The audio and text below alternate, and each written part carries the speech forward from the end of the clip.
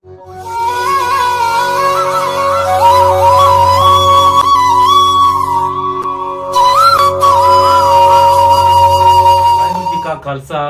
वाहिगुरू जी की फतेह। संगत जी, पंथ रतन ज्ञानी संत मस्कीन जी के विचार ने कथा विच विचारदे ने कि इंसान मनुख सबर रख, फल मिलेगा।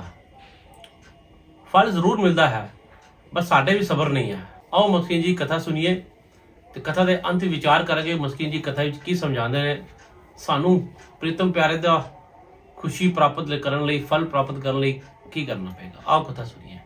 ਜਿਹੜਾ ਕਰਮ ਦੂਸਰੇ ਨੂੰ ਚੋਟ ਪਹੁੰਚਾਉਂਦਾ ਹੈ ਉਸ ਤੋਂ ਦੁੱਖ ਹੀ ਨਿਕਲੇਗਾ, ਸੁੱਖ ਨਹੀਂ ਨਿਕਲ ਸਕਦਾ। ਕਿਸੇ ਦੇ ਮਨ ਨੂੰ ਤੂੰ ਚੋਟ ਪਹੁੰਚਾਈਏ ਤਾਂ ਤੈਨੂੰ ਮਾਨਸਿਕ ਪੀੜਾ ਮਿਲੇਗੀ, ਕਿਸੇ ਦੇ ਸਰੀਰ ਨੂੰ ਤੂੰ ਚੋਟ ਪਹੁੰਚਾਈਏ ਤਾਂ ਸਰੀਰ ਤੇਰਾ ਬਚ ਨਹੀਂ ਸਕਦਾ।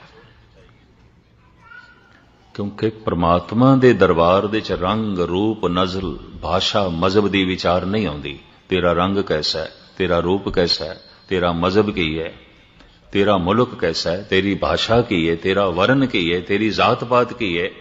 परमात्मा इसकी विचार नहीं करता, फिर किस दी करता है? कर्मे कर्मे होए विचार, सच्चा आप सच्चा दरबार। उस सच्चे दे दरबार दे केवल कर्मां दी विचार, और कुछ भी नहीं। तेरा मजहब की है, तेरा मुल्क की है, तेरा रंग रूप कैसा है, तेरी भाषा की है, जात पात की है, गोत की है, घराना की है, कुछ भी नहीं। कर्म की है। कर्मे कर्मे होए विचार। दुख है तो समझ लेना कोई ऐसे बीज बोए गए। अक्सर मनुख कह देंदा है पता नहीं ये दुख क्यों है। दरअसल बीज अज बोया है तो फल अज ते है नहीं। बीज फल तक अपड़े विचकार काफी समय का गैप है, अंतराल है। अज बीज बोया है, 2 साल 4 साल 10 साल बाद किधरे फल है। तो कई दफा पता ही नहीं चलता ये दुख पता नहीं किहड़े बीज का फल है, मैं कदों बोया सी।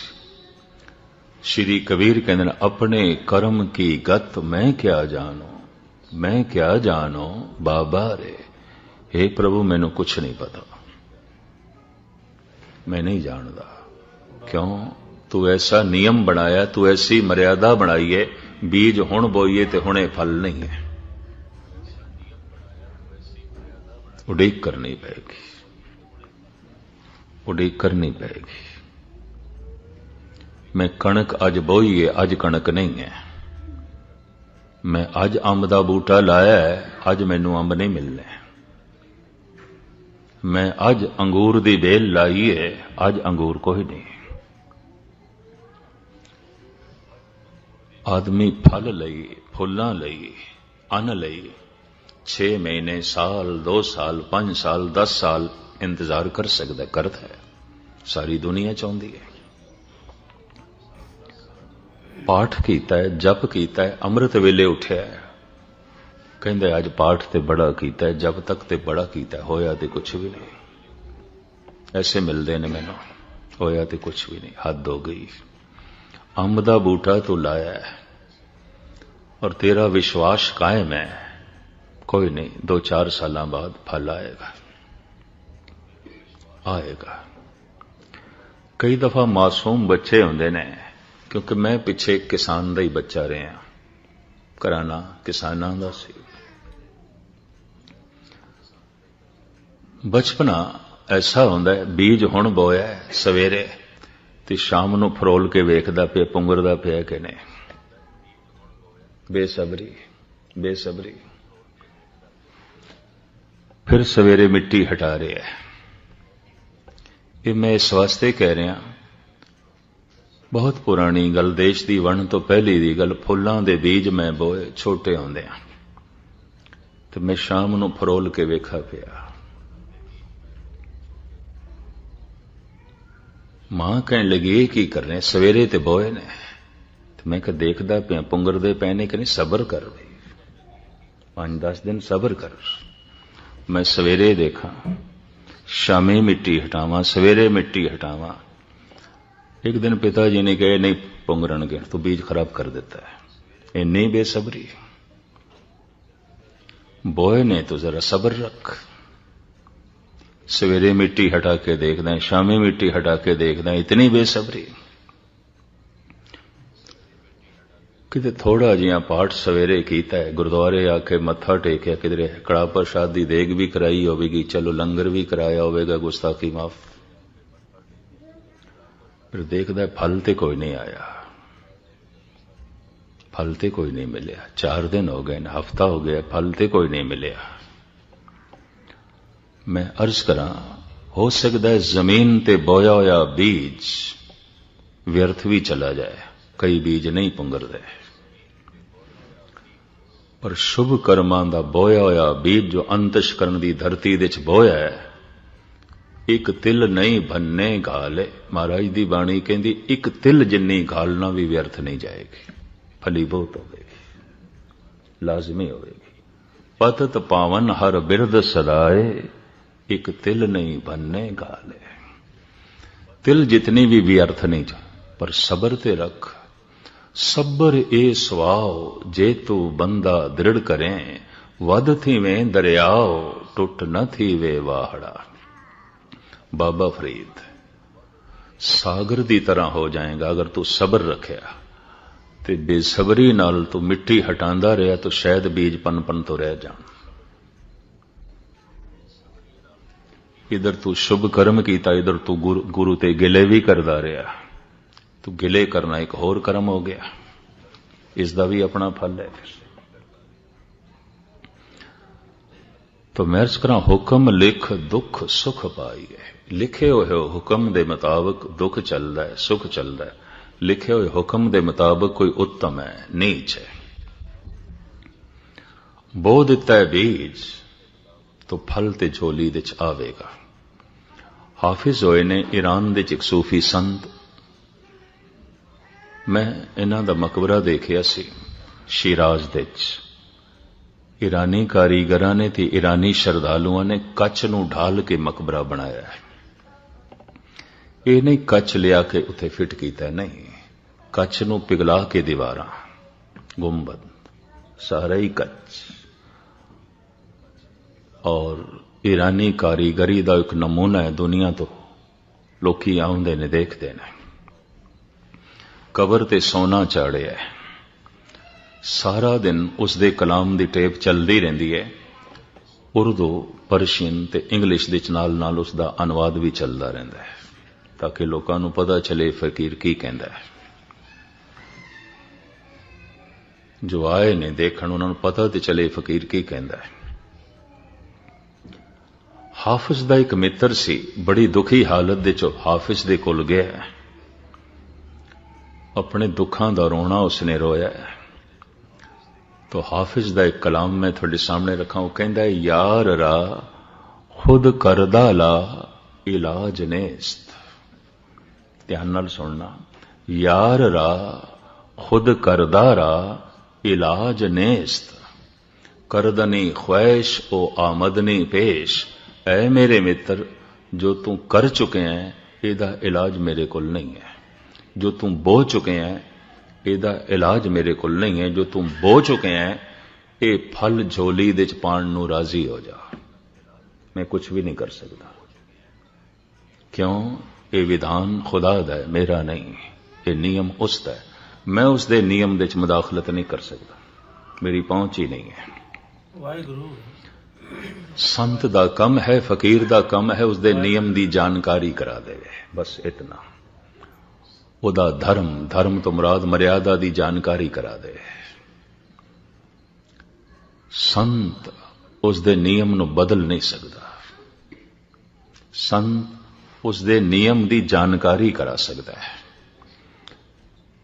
इस वास्ते वो कह रहे है, यार रा खुद करदा रा इलाज नेस्त, करदनी ख्वैश ओ आमदनी पेश। जो तू कर चुके हैं भोगण लई तैयार हो जा, मेरे को इसका कोई इलाज नहीं। धन गुरु नानक देव जी का बोल थोड़े सामने रखा, इंज कह लो, इस युग दे अवतारी पुरुष का फैसला भाई रे मत कोई जानो अवर किसी के किछ हाथ है, सब करे कराया जरा मरा ताप सिरत साप, सब हर के वस है लाग सके ना बिन हर के लाया। कोई नहीं देता किसी को सजाएं, सजा बन के आती हैं अपनी खताएं। गुरु नानक देव जी महाराज कहते ने मत कोई जानो अवर किसी के किछ हाथ है, किसी दे हथ च कुछ भी नहीं है। जो तू कर्म कीते ने उन्हां दा ही रब्बी फैसला तेरी झोली च पिया है, और कुछ भी नहीं। कोई किसी नूं सजा भी नहीं दे सकदा। हां दिखाई देंदा है उन्हें चोट पहुंचाइए, उन्हें चोट पहुंचाइए। कोई नहीं देता किसी को सजाएं, सजा बन के आती हैं अपनी खताएं। अक्सर ही ऐसा होता है। एक संत नूं समझ आ जाती है। मैं पढ़ रहा सी एक दिन इतिहास, महात्मा बुद्ध चल रहे सन ते पत्थर नाल ठोकर खा के गिर गए। उठदियां सार फिर पत्थर नूं नमस्कार पे कर देन। नाल उन्हां दा चचेरा भरा आनंद सी, कहने लगे इस पत्थर नूं चुक के परे सुटिए। उन्होंने वाकई चुक के एक पासे भी कर दिता। ये कोई मत्था टेकण दे लायक है? थोड़ा पैर जख्मी कर देता है। महात्मा बुद्ध कहते न आनंद एक कर्जा से निबड़ गया, निबड़ गया। तू हुण होर कर्जा ना चढ़ा मेरे ते। एक कर्जा सी मेरा निबड़ गया, ये जख्म लगे निबड़ गया। नहीं तो छोटी जी चोट भी शायद किधरे अगले जन्म का कारण ना बनती, निबड़ गया। मैं इस वास्ते धन्यवाद किया है। पत्थर इस जिंदगी च मिल गया चंगा है, एक बाहर ले गया। इस तरह के सोचने वाले भी हैं। इस वास्ते गुरु नानक देव जी महाराज कहते ने हुक्म लिख दुख सुख पाइए। तो लिखिया होया की है करमे करमे होए विचार सच्चा आप सच्चा दरबार। चूंकि कर्मानुसार दुख ते सुख है ते बनाया परमात्मा दा नियम है। इस वास्ते भगत कहते हैं सब कुछ तेरे हाथ च, नियम ते तेरा बनाया, कोई साडा थोड़ी बनाया। भगतां दी गल समझ दे च नहीं आई। जब भगत कहते हैं सब कुछ तेरे हाथ च है, तो तेरे हाथ तो मुराद ये नियम तू बनाया है, असी नहीं बनाया। साडा कुछ भी नहीं है, ये नियम तेरा बनाया है। इस वास्ते सब कुछ तो है, सब कुछ तो है। नानक हुक्मे जे बुझे ता हाँ मैं कहे ना कोई। जिसनों इस हुक्म की समझ आ जाए कि संसार एक मर्यादा है और एक लीला है, एक तमाशा है। लेकिन लीला ते मर्यादा दे कर्म की जिम्मेवारी सिर्फ मनुख दी है। यह भी उसकी लीला, यह भी उसकी मर्यादा। पशु की जिम्मेवारी नहीं है। अगर पंछी दरख्तां तो फल खा जाते ने ते दरख्त किसी बागबान दे ने, चोरी का इल्जाम उन्होंने ते नहीं आयद हो सकता। प्रकृति वालों इस तरह की उन्होंने खुल है।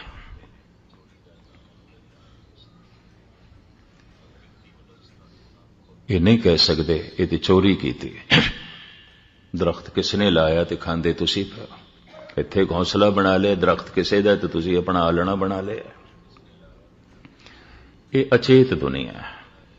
ये ओ ने जो मां की गोद का बच्चा, इससे कोई जिम्मेवारी नहीं। ये तो मां के पालन नाल पल रहा है। ये तो बेचारा खुद पल भी नहीं सकता, प्रकृति पालना पई करती। जिम्मेवारी मनुख दी है। मनुख परोड़ होया है, सियाणा होया है। और एक परमात्मा का बनाया होया नियम, तू दुखी है तेरे कर्म, तू सुखी है तेरे कर्म। क्योंकि दुख सुख फल है, कर्म बीज है। और किसी का बोया होया बीज कोई दूसरा नहीं खा सकता। ऐसा होंदा है प्यो ने बीजिया जमीन दे पुत्र फसल वड़ रहा है। अंब का बूटा प्यो ने लाया सी, अंब खा रहे ने पोतरे। ਪਰ ਕਰਮਾਂ ਦਾ ਬੀਜ ਜੋ ਅਸੀਂ ਬੋਂਦੇ ਹਾਂ ਆਪਣੇ ਅੰਤਿਸ਼ਕਰਨ ਦੀ ਧਰਤੀ ਦੇ 'ਚ, ਤੇ ਆਪ ਬੀਜ ਆਪੇ ਹੀ ਖਾਏ, ਦੂਸਰਾ ਨਹੀਂ। ਖੁਦ ਬੀਜਦੇ ਹਾਂ, ਖੁਦ ਖਾਂਦੇ ਹਾਂ। ਮੇਰੇ ਦੁੱਖ ਨੂੰ ਦੇਖ ਕੇ ਮੇਰੀ ਮਾਂ ਅਫਸੋਸ ਤੇ ਕਰ ਸਕਦੀ, ਮੇਰਾ ਦੁੱਖ ਵੰਡ ਨਹੀਂ ਸਕਦੀ। ਮੇਰੇ ਦੁੱਖ ਨੂੰ ਦੇਖ ਕੇ ਮੇਰਾ ਭਰਾ ਅਫਸੋਸ ਤੇ ਕਰ ਸਕਦਾ ਹੈ, ਵੰਡ ਨਹੀਂ ਸਕਦਾ। ਮੇਰੇ ਦੁੱਖ ਨੂੰ ਦੇਖ ਕੇ ਹੋ ਸਕਦਾ ਹੈ ਕੋਈ ਮਿੱਤਰ ਮਾੜਾ ਜਿਹਾ ਦੁਖੀ ਹੋ ਜਾਏ, ਪਰ ਮੇਰੇ ਦੁੱਖ ਨੂੰ ਵੰਡ ਨਹੀਂ ਸਕਦਾ। ਆਪ ਬੀਜ ਆਪੇ ਹੀ ਖਾਏ, ਮੈਂ ਖੁਦ ਬੀਜਿਆ, ਮੈਂ ਖੁਦ ਖਾਵਾਂਗਾ। ਰੱਬੀ ਨਿਯਮ, ਈਸ਼ਵਰੀ ਨਿਯਮ, ਪਰਮਾਤਮਾ ਦਾ ਨਿਯਮ। ਇਸ ਦੂਸਰੀ ਪੌੜੀ ਵਿੱਚ ਸਤਿਗੁਰੂ ਕਹਿੰਦੇ ਨੇ ਸਭ ਕੁਝ ਹੁਕਮ ਦੇ 'ਚ ਹੈ। ਹੁਕਮੇ ਅੰਦਰ ਸਭ ਕੋ, ਬਾਹਰ ਹੁਕਮ ਨਾ ਕੋਏ। ਹੁਕਮ ਦੇ 'ਚ ਕੀ ਕੁਝ ਹੋ ਰਿਹਾ ਹੈ? ਸਾਰਾ ਬ੍ਰਹਿਮੰਡ ਹੁਕਮ ਦੇ ਚੱਲ ਰਿਹਾ ਹੈ। ਐ ਮਨੁੱਖ, ਤੂੰ ਵੀ ਉਸ ਦੇ ਹੁਕਮ ਦੇ ਮੁਤਾਬਕ ਹੋਇਆ ਹੈ। ਤੇਰੇ ਦੁੱਖ ਸੁੱਖ ਦਾ ਫੈਸਲਾ ਕਰਮਾਂ ਅਨੁਸਾਰ ਹੈ, ਇਹ ਵੀ ਉਸ ਦਾ ਹੁਕਮ, ਇਹ ਵੀ ਉਸ ਦੀ ਬਣਾਈ ਮਰਿਆਦਾ, ਇਸ ਦੇ ਤੇਰਾ ਕੁਝ ਵੀ ਨਹੀਂ ਹੈ। ਕਰਮਾਂ ਦੀ ਸਹੀ ਤੂੰ ਚੋਣ ਕਰ ਸਕੇ, ਉਸਨੇ ਤੈਨੂੰ ਇੱਕ ਚਿਰਾਗ ਦੇ ਦਿੱਤਾ ਹੈ, ਦੀਵਾ ਦੇ ਦਿੱਤਾ ਹੈ, ਅਕਲ ਦਾ, ਬੁੱਧੀ ਦਾ। ਤੇ ਫਿਰ ਵੀ ਆਪਣੀ ਅਕਲ ਨਾਲ ਸਮਝ ਨਹੀਂ ਆਈ, ਤਾਂ ਫਿਰ ਉਸਨੇ ਅਵਤਾਰ ਵੀ ਭੇਜ ਦਿੱਤੇ ਨੇ, ਬੜੇ ਬੜੇ ਗ੍ਰੰਥਕਾਰ ਵੀ ਭੇਜ ਦਿੱਤੇ ਨੇ, ਬੜੇ ਬੜੇ ਵਿਆਖਿਆਕਾਰ ਵੀ ਭੇਜ ਦਿੱਤੇ ਨੇ, ਲੇਖਕ, ਦਾਰਸ਼ਨਿਕ, ਫਿਲਾਸਫਰ, ਚਿੰਤਕ ਵੀ ਭੇਜ ਦਿੱਤੇ ਨੇ, ਰਿਸ਼ੀ ਮੁਨੀ ਵੀ ਭੇਜ ਦਿੱਤੇ ਨੇ, ਪੈਗੰਬਰ ਵੀ ਭੇਜ ਦਿੱਤੇ ਨੇ। ਔਰ ਉਹ ਐਲਾਨੀਆਂ ਕਹਿ ਰਹੇ ਨੇ, ਜਿਸ ਕਰਮ ਤੋਂ ਤੂੰ ਕਿਸੇ ਨੂੰ ਚੋਟ ਪਹੁੰਚਾ ਰਿਹਾ ਹੈ, ਤੈਨੂੰ ਚੋਟ ਪਹੁੰਚੇਗੀ। ਜਿਸ ਕਰਮ ਤੋਂ ਤੂੰ ਕਿਸੇ ਨੂੰ ਹਾਨੀ ਪਹੁੰਚਾ ਰਿਹਾ ਹੈ, ਤੈਨੂੰ ਹਾਨੀ ਪਹੁੰਚੇਗੀ। ਜਿਸ ਕਰਮ ਤੋਂ ਤੂੰ ਕਿਸੇ ਦੀ ਬੇਇੱਜ਼ਤੀ ਕਰ ਰਿਹਾ ਹੈ, ਤੇਰੀ ਬੇਇੱਜ਼ਤੀ ਹੋਵੇਗੀ। ਜਿਸ ਕਰਮ ਤੋਂ ਤੂੰ ਕਿਸੇ ਦੀ ਪੱਗ ਲਾ ਛੱਡੀ ਹੈ, ਤੇਰੀ ਲੈ ਜਾਏਗੀ। ਨਿਯਮ, ਈਸ਼ਵਰੀ ਨਿਯਮ। ਇਹ ਸਮਝਾਉਣ ਵਾਲੇ ਵੀ ਗਾਹੇ ਬਗਾਹੇ ਉਹ ਅਕਾਲ ਪੁਰਖ ਪਰਮਾਤਮਾ ਭੇਜਦਾ ਰਿਹਾ। ਇੱਕ ਅਕਲ ਦਾ ਦੀਵਾ ਦਿੱਤਾ, ਇੱਕ ਅਵਤਾਰ ਦਿੱਤੇ, ਇੱਕ ਇਤਨੇ ਗ੍ਰੰਥ ਦਿੱਤੇ, ਗ੍ਰੰਥਕਾਰ ਦਿੱਤੇ। ਚਾਰੋਂ ਪਾਸੇ ਮਨੁੱਖ ਨੂੰ ਸਮਝਾਉਣ ਤੇ ਸਮਝਣ ਦੇ ਵਸੀਲੇ ਜੋ ਹੈ ਮੁਹੱਈਆ ਕਰਾਏ। ਫਿਰ ਵੀ ਜਦ ਕੋਈ ਮਨੁੱਖ ਨਹੀਂ ਸਮਝਦਾ ਤਾਂ ਗੁਰਬਾਣੀ ਕਹਿ ਦਿੰਦੀ ਹੈ, ਮਨੁੱਖ ਹੋ ਕੇ ਵੀ ਪਸ਼ੂਆਂ ਦੀ ਤਰ੍ਹਾਂ ਜੀ ਰਿਹਾ ਹੈ। ਕਰਤੂਤ ਪਸ਼ੂ ਕੀ ਮਾਨਸ ਜਾਤ, ਲੋਕ ਪਚਾਰਾ ਕਰੇ ਦਿਨ ਰਾਤ। ਤੀਸਰੀ ਪੌੜੀ ਵਿੱਚ ਮੈਂ ਕੱਲ ਆਰੰਭ ਤੇ ਕੀਤੀ ਸੀ, ਪਰ ਅੱਜ ਦੂਸਰੀ ਦੇ ਆਲੇ ਦੁਆਲੇ ਮੇਰਾ ਦਿਮਾਗ ਘੁੰਮਦਾ ਰਿਹਾ। ਤੀਸਰੀ ਪੌੜੀ ਮੈਂ ਪੜ੍ਹ ਕੇ ਤੁਹਾਡੇ ਸਾਹਮਣੇ ਰੱਖਦੇ ਹਾਂ ਤੇ ਕੱਲ ਅਰਥ ਤੇ ਵਿਚਾਰ ਰੱਖਾਂਗੇ।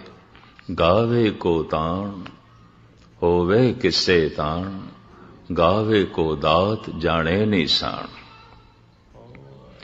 ਜੇ ਕਿਸੇ ਕੋਲ ਸਮਝ ਦਾ ਤਾਣ ਹੈ, ਨਾਨਕ ਹੁਕਮੇ ਜੇ ਬੁਝੇ।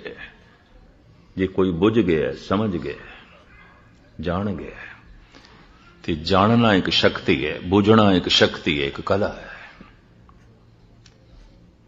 ਕਿਸੇ ਵਸਤੂ ਨੂੰ ਗਹਿਰਾਈ ਵਿੱਚ ਦੇਖਣਾ ਤੇ ਜਾਣਨਾ, ਇਹ ਵੀ ਇੱਕ ਸ਼ਕਤੀ ਹੈ। ਮਹਾਰਾਜ ਕਹਿੰਦੇ ਨੇ, ਹੋਵੇ ਕਿਸੇ ਤਾਣ, ਅਗਰ ਕਿਸੇ ਕੋਲ ਸਮਝਣ ਦਾ ਤਾਣ ਹੈ ਤੇ ਸਮਝਣ ਦੇ ਨਾਲ ਨਾਲ ਕਥਨ ਕਰਨ ਦਾ ਵੀ ਧਿਆਨ ਹੈ, ਬਿਆਨ ਵੀ ਕਰ ਸਕਦਾ ਹੈ, ਗੱਲ ਉਸ ਨੂੰ ਸਮਝ ਵੀ ਆ ਗਈ ਹੈ ਤੇ ਗੱਲ ਸਮਝਾ ਵੀ ਸਕਦਾ ਹੈ। ਮੈਂ ਕੱਲ ਵੀ ਅਰਜ਼ ਕੀਤੀ ਸੀ, ਬਹੁਤ ਸਾਰੇ ਨੇ ਐਸੇ ਦੁਨੀਆ 'ਚ ਸਮਝ ਜਾਂਦੇ ਨੇ, ਰੱਬੀ ਨਿਯਮ ਨੂੰ ਸਮਝ ਜਾਂਦੇ ਨੇ, ਸਮਝਾ ਨਹੀਂ ਸਕਦੇ।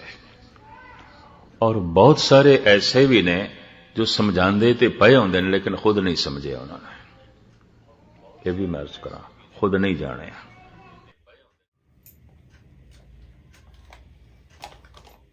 ਸੰਗਤ ਜੀ, ਮਸਕਿਨ ਜੀ ਕਥਾ ਹੀ ਸਮਝਾਉਂਦੇ ਨੇ ਕਿ ਇਹ ਕਰਮ ਸੰਸਾਰ ਵਿੱਚ ਮਨੁੱਖ ਦੇ ਕਰਮ, ਜੋ ਕਰਮ ਉਹ ਬੀਜਦਾ ਹੈ ਉਹ ਹੀ ਫਲ ਮਿਲਦਾ ਹੈ। ਬਟ ਸੰਸਾਰ ਦੇ ਵਿੱਚ ਜੋ ਮਨੁੱਖ ਹਨ, ਜੋ ਇਨਸਾਨ, ਉਹਨਾਂ ਵਿੱਚ ਸਬਰ ਨਹੀਂ ਹੈ, ਸਬਰ ਦੀ ਘਾਟ ਹੈ। ਅਗਰ ਸਪੋਜ਼ ਅਸੀਂ ਅੱਜ ਕੋਈ ਕਰਮ ਕਰਦੇ ਹਾਂ, ਅੱਜ ਅਸੀਂ ਇਨਸਾਨ ਕੋਈ ਲੰਗਰ ਲਗਾਉਂਦਾ ਹੈ, ਪਾਠ ਕਰਾਉਂਦਾ ਹੈ, ਅਰਦਾਸ ਕਰਾਉਂਦਾ ਹੈ, ਕੜਾਹ ਪ੍ਰਸ਼ਾਦ ਦੀ ਦੇਗ ਵੀ ਕਰਾਉਂਦਾ ਹੈ, ਤੇ ਉਹ ਸੋਚਦਾ ਕਿ ਉਹਦਾ ਫਲ ਮੈਨੂੰ ਅੱਜ ਹੀ ਮਿਲੇ, ਅੱਜ ਸ਼ਾਮ ਤੱਕ ਮਿਲੇ, ਘੰਟੇ ਤੱਕ ਮਿਲੇ। ਪਰ परमात्मा ਦਾ ਜੋ ਨਿਯਮ ਹੈ, ਅਕਾਲ ਪੁਰਖ ਦਾ ਜੋ ਨਿਯਮ ਹੈ, ਸਬਰ ਰੱਖਣਾ ਪੈਣਾ ਹੈ। ਅਗਰ ਅਸੀਂ ਕੋਈ ਬੀਜ ਕਰਮ ਕਰਦੇ ਹਾਂ, ਕੋਈ ਬੀਜ ਬੋਝਦੇ ਹਾਂ, ਅਗਰ ਅਸੀਂ ਕੋਈ ਪੇੜ ਲਗਾਉਂਦੇ ਹਾਂ, ਉਹਦਾ ਬੀਜ ਬੋਝਦੇ ਹਾਂ, ਤੇ ਉਹਦਾ ਫਲ ਸਾਨੂੰ 5 7 10 ਸਾਲਾਂ ਬਾਅਦ ਮਿਲਣਾ ਹੈ, ਨਾ ਕਿ ਅਸੀਂ ਸਵੇਰੇ ਲਗਾਏ ਤੇ ਸ਼ਾਮੀ ਫਲ ਮਿਲ ਜਾਏ। ਇਹ ਸੰਸਾਰ ਦੇ ਵਿੱਚ ਵੀ ਇਸੇ ਤਰ੍ਹਾਂ ਹੀ ਹੈ। ਸਾਨੂੰ ਆਪਣੇ ਕਰਮ ਸਾਫ਼ ਰੱਖਣੇ ਪੈਣੇ ਤਾਂ ਕਿ ਸਾਨੂੰ ਜੋ ਉਹਦਾ ਫਲ ਮਿਲੇ ਉਹ ਸਾਨੂੰ ਅੱਛਾ ਮਿਲੇ। ਅਗਰ ਅਸੀਂ ਕਿਸੇ ਨਾਲ ਗਲਤ ਕਰਾਂਗੇ ਤੇ ਸਾਡੇ ਨਾਲ ਵੀ ਗਲਤ ਹੋਏਗਾ। ਅਗਰ ਅਸੀਂ ਕਿਸੇ ਨਾਲ ਬੁਰਾ ਕਰਾਂਗੇ, ਬੁਰਾ ਸੋਚਾਂਗੇ, ਬੁਰਾ ਵਿਵਹਾਰ ਕਰਾਂਗੇ ਤੇ ਸਾਡੇ ਨਾਲ ਵੀ ਇਹ ਕੰਮ ਹੋਣਗੇ।